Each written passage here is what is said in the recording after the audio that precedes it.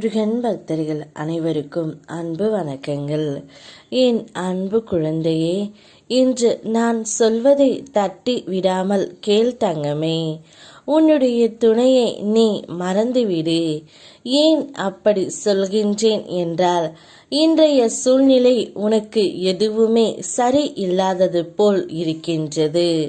ஆனால் நிச்சயம் கூடிய விரைவில் நாளைய சூழ்நிலை உனக்காக மாறும்.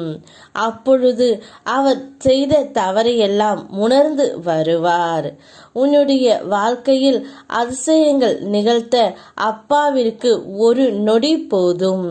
நீ உன்னுடைய வாழ்க்கையில் எல்லாம் இழந்து நிற்கிறாய் என்பது எனக்கு தெரியும். எல்லாம் இழந்த பின்பும் உன்னிடம் என் மீது நீ கொண்ட பெரும் நம்பிக்கை இருக்கின்றது. அந்த நம்பிக்கையே போதும். உன்னுடைய வாழ்க்கையில் மிக பெரிய மாற்றத்தை என்னால் ஏற்படுத்தி விட முடியும். கூடிய விரைவில் அந்த மாற்றத்தை நான் கொண்டு வருவேன். அதனால் நம்பிக்கையோடு இரு. இப்பொழுது உன் துணையை மறந்து விடு தங்கமே. ஏனென்றால் அவர் பல தவறுகளையும் உன்னிடம் செய்து வருகின்றார். ஆனால் உன்னிடம் சொல்ல முடியாமலும் தவித்து கொண்டு இருக்கின்றார். சிறிது காலம் நீ பொறுமையாக இருந்தால் அனைத்தையும் நீ மறந்து விடுவாய். அப்பொழுது அவர் தானாகவே மனம் திருந்தி வருவார் தங்கமே.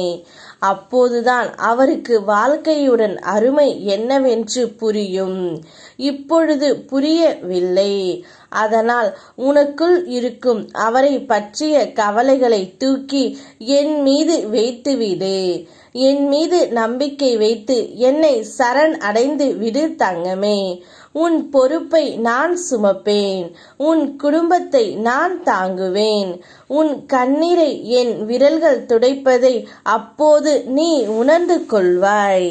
உனக்கு வந்த ஒவ்வொரு பிரச்சனையும் நீ பொறுமையாக கையாள கற்றுக்கொண்டாய்.